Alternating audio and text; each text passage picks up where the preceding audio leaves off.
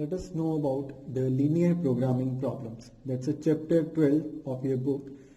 In this case, you have to know that where we use linear programming problems.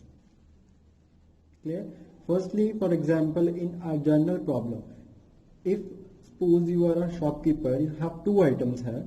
Suppose of one of X rupees and another of Y rupees.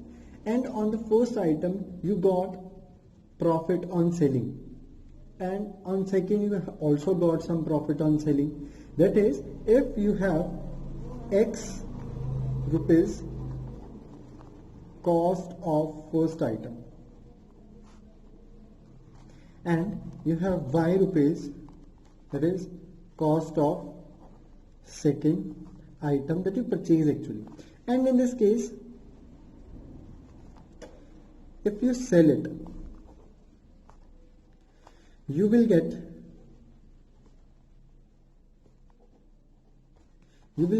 some profit on both items.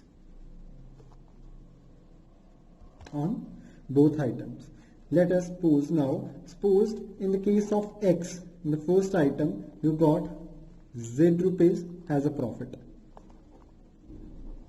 and in case of Y you got P rupees as a profit. Now your first preference will be what? Your first preference that if you sell these two items, then you have to get more profit. That is, you have to maximize your profit.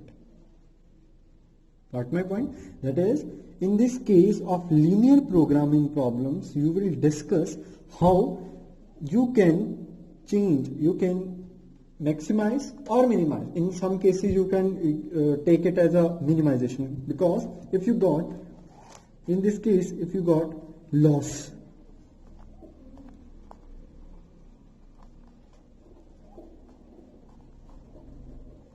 if on selling first item you will get Z rupees as a loss and Y item P rupees as a loss, then you can't maximize. You don't want to maximize this loss, you have to minimize this loss. So in this case, if you have a problem like this, then you have to go with the minimization problem. That is, for the linear programming progression, in this case the linear programming progression, you have to know that what you have to get, that maximizing the profit or minimizing the loss. Clear? In this case, if you got profit, then you want to get maximization problem, and if you are in the problem of loss, then you will go with the minimization problem. That is a basic funda, that is a basic rule that where we have to use the linear programming progressions. For this, in this case, there are so many cases are there. Suppose if you have constraints here. Constraints is what? That's called restrictions. Restrictions means conditions. हम इसको क्या बोल सकते हैं? You can say it as a conditions. मतलब अगर आपने किसी भी प्रॉब्लम में एक मैक्सिमाइज करना है या मिनिमाइज करना है, देन उस प्रॉब्लम में आपके पास क्या हो जाएगा? आपके पास कंस्ट्रेंट्स भी ऐड हो जाएंगी. कंस्ट्रेंट एड्स मतलब कंडीशन. आपको बाउंड्री दे दी जाएगी that you have to go in this boundary. You have to solve this problem in this boundary. Out of boundary नहीं जाना. मतलब आपने ये कंडीशंस फॉलो करनी ही करनी है. Got it? Suppose you have a challenge that you have to make 100 by adding two numbers.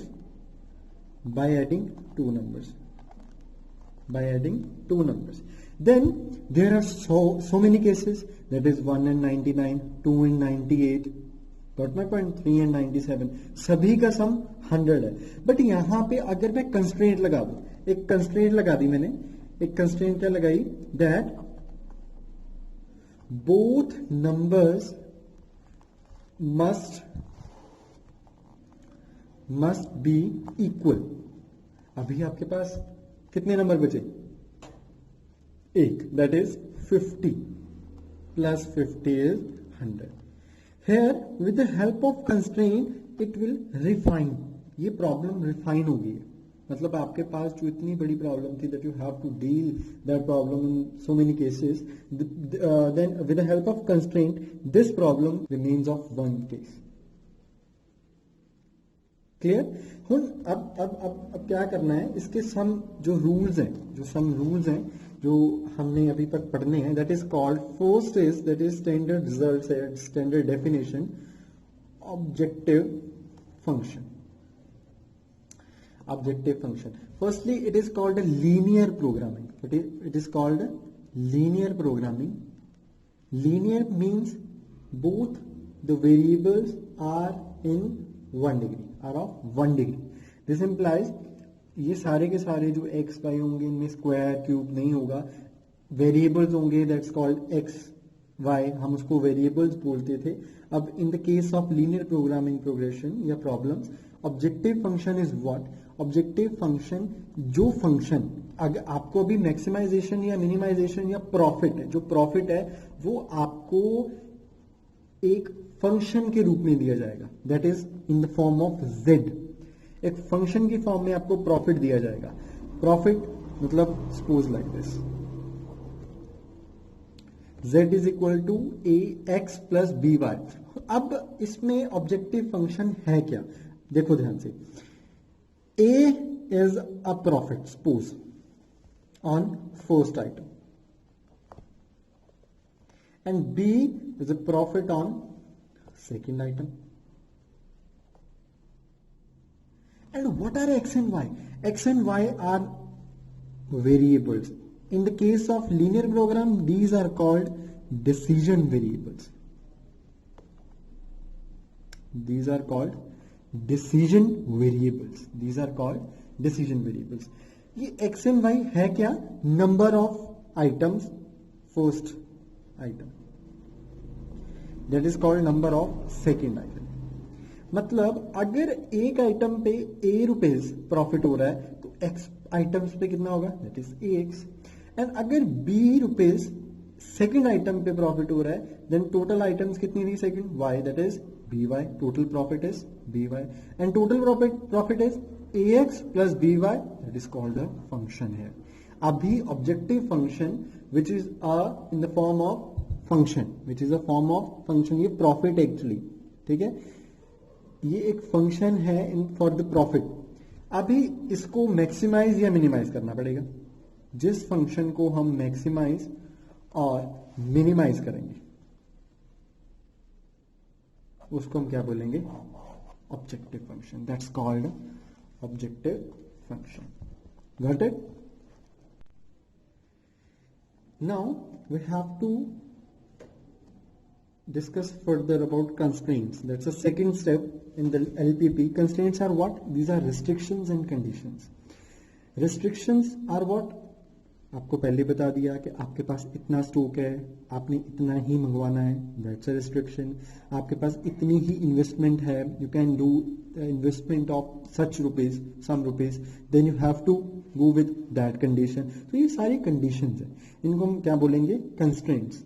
Clear? Suppose second आपके पास एक और चीज आ जाती है, द कंस्ट्रेंट, जो आप हर एक क्वेश्चन में देखोगे, एक जो हर एक क्वेश्चन में जो आप क्वेश्चन सॉल्व करोगे इन योर बुक और एग्जांपल्स में जो भी पढ़ेंगे, वो रिस्ट्रिक्शन होती है, उसको हम बोलते हैं non negative restriction. X and Y are what? X and Y are decision variable. Decision variable जो डिसाइड करते हैं कि ये जो फंक्शन है ये मैक्सिमाइज होगा या मिनिमाइज होगा, या फिर हम उसको क्या बोलते हैं, the number of items. Almost वो डिपेंड करेगा क्वेश्चन के ऊपर. तो ये नॉन नेगेटिव. नॉन नेगेटिव मतलब या तो जीरो होगी या पॉजिटिव में जाएगी, नेगेटिव कभी नहीं होगी. या पॉजिटिव जाएगी या जीरो हो जाएगी, पर नेगेटिव कभी नहीं जाएगी. So in this case this is called non negative restriction. उसके बाद एक चीज आ जाती है आपके पास, वो आएगी optimisation problem. That is called optimisation problem. अभी इसमें कुछ ज्यादा समझने के लिए नहीं है. ऑप्टिमाइजेशन प्रॉब्लम इज दिस, वो प्रॉब्लम जिसमें आपको किसी चीज को मैक्सिमाइज या मिनिमाइज करना होगा, उसको हम क्या बोलेंगे, ऑप्टिमाइजेशन प्रॉब्लम। ये कुछ ज़्यादा बड़ा नहीं है और इसमें कुछ ये भी नहीं है कि क्वेश्चंस में यूज होगा ज़्यादा। तो नेक्स्ट की ओर चलते हैं, that is called solution. Solution सभी को पता है, जो उस कंडीशंस को सेटिस्फाई करे, जो वैल्यूज उन कंडीशंस को सेटिस्फाई करे। अब इन दिस केस आपके पास एक नंबर ऑफ वैल्यू नहीं आएगी। You have area, you have a number, so many numbers are there which will satisfy that condition, but आपने एक चीज देखनी है कि उन कंडीशंस को सेटिस्फाई करने के लिए जो डिजिट्स यूज हो रहे हैं उसके बाद क्या उनमें से कोई डिजिट उस नंबर को, जो उस फंक्शन है, कौन सा फंक्शन, ऑब्जेक्टिव फंक्शन को मैक्सिमाइज और मिनिमाइज कर पा रहा है, मैक्सिमाइज या मिनिमाइज कर पा रहा है। तो इन दिस केस आपके पास जो सॉल्यूशंस आएंगे वो दो तरह के आएंगे। एक आएगा फिजिबल, इसको हम फिजिबल सॉल्यूशन भी बोलते हैं, और फिजिबल रीजन भी इसी में आएगा। सेकंड है optimum, that is optimum solution. अभी सॉल्यूशंस दो तरह के क्यों हुए? फिजिबल सॉल्यूशंस में वो सारे नंबर्स आएंगे जो सारे के सारे कंस्ट्रेंट्स को जो है सेटिस्फाई कर रहे हो, मतलब जितनी भी कंडीशन आपके पास गिवन थी वो सारी कंडीशन वो फुलफिल कर रहे हो। पर जो ऑप्टिमम सॉल्यूशन होगा, इसमें फिजिबल में तो बहुत सारे सॉल्यूशन आ सकते हैं, बट ऑप्टिमम सॉल्यूशन सिर्फ एक सॉल्यूशन होगा, एक सॉल्यूशन विच कैन मैक्सिमाइज और मिनिमाइज दैट ऑब्जेक्टिव फंक्शन, जो उस ऑब्जेक्टिव फंक्शन को जब मैक्सिमाइज करे या मिनिमाइज करे। दिस इंप्लाइज दो तरह के solution, feasible solution and optimum solution. Feasible region मैं आपको बताऊंगा जब मैं क्वेश्चन सॉल्व करके दिखाऊंगा, ठीक है। Firstly you have to go through a question that is that's an first example of your second exercise. In this case you have to know about what is objective function, what are the variables, and how you can create the constraints with the help of this statement. Firstly, you have to read, a furniture dealer deals in only two items, that is tables and chairs. दो items हैं आपके पास, tables हैं, chairs हैं, ठीक है। After that, he can 50,000 rupees to invest. That's a constraint है कि आपके पास सिर्फ 50,000 रुपए हैं कि आपने उसको इन्वेस्ट करना है। That's a constraint, ठीक है। And a space to store at most 60 pieces. This implies that's also a constraint. मतलब आपके पास सिर्फ 60 pieces को स्टोर करने के लिए जगह। That both are constraints. पैसे, investment and spacing. A table costs him rupees 2,500 and a chair of 500 rupees. He can sell a table at a profit of this and a chair at a profit of this. अभी profit भी पता लग गया हम दोनों को, हमने find out क्या करना है in order to maximise his profit. अभी ऑब्जेक्टिव फंक्शन है, देखो in this case you have two items, suppose first item is of X numbers, let X and y be the numbers of table and chairs respectively. Then देखो ये आपके पास x number of table है, ये आपके पास y number of table है। Firstly आपने क्या बनाना है, ऑब्जेक्टिव फंक्शन। ऑब्जेक्टिव फंक्शन के लिए क्या चाहिए आपको, प्रॉफिट्स। अगर एक चेयर पे 2500 प्रॉफिट जा रहा है तो x पे कितना जाएगा, x पे जाएगा, वेयर इट इज लिखा ही नहीं है, हाँ x पे कितना जाएगा, टोटल पे कितना जाएगा 250x प्लस, अगर एक चेयर पे 75 रुपीज है जो प्रॉफिट जा रहा है तो y पे कितना जाएगा 75। तो टोटल प्रॉफिट हमने ढूंढ लिया, total profit is 250x plus 75y, that is called a objective function. एक चीज हमारी सॉल्व हो चुकी है with the help of this statement. After that constraint के लिए कॉस्ट हमें दे दिया, मतलब हमने जितना पैसा इन्वेस्ट करना है वो 50,000 से ज्यादा नहीं होना चाहिए। दिस इंप्लाइज अगर एक टेबल की कॉस्ट 2500 है और एक चेयर की कॉस्ट 500 रुपीज, एक टेबल की कितनी 25, एक्स टेबल की कितनी होगी, दैट इज 2500x। एंड अगर एक चेयर की कॉस्ट 500 रुपीज है देन y की कितनी होगी 500 रुपीज, तो टोटल कॉस्ट कितनी होगी 2500x प्लस 500y। अब इन दोनों का टोटल कॉस्ट किससे ज्यादा नहीं होना चाहिए, 50,000 से. So this is a first constraint here. 2500x plus 500y is less than equal to, या तो 2500 ही हो 50,000 ही हो, या फिर उससे कम हो, उससे ज्यादा नहीं होना चाहिए. That's a first constraint. Second is spacing. अभी number of chairs and number of, क्या है आपके पास, number of chairs and number of tables. Number of chair और नंबर ऑफ टेबल्स जो है उनकी टोटल नंबरिंग 60 से ज्यादा नहीं होनी चाहिए. मतलब अगर आपके पास है x plus y is less than equal to 60, मतलब number of tables plus number of chairs, that's called total number of items, must be less than or equal to 60. Clear. Objective function भी आ गया, दो constraints भी आ चुकी हैं. Objective function भी आ चुका है, दोनों कंस्ट्रेंट्स भी आ चुकी हैं. उसके बाद आपके पास है ये क्या है, देखो, assuming that he can sell all item that he buy. अभी वो दोनों आइटम्स बोल रहा है, वो कह रहा है कि दोनों आइटम्स दिखनी चाहिए, मतलब कोई ना एक तो मतलब पॉजिटिव में जाएगा, तो दैट्स कॉल्ड है non negative restriction. That is x is greater than equal to 0 and y is greater than equal to 0. x is greater than equal to 0 and y is greater than equal to 0. Clear? All the things that we need for the question are here. That is objective function, constraints also. Then you know about that how to get the objective function, constraints from the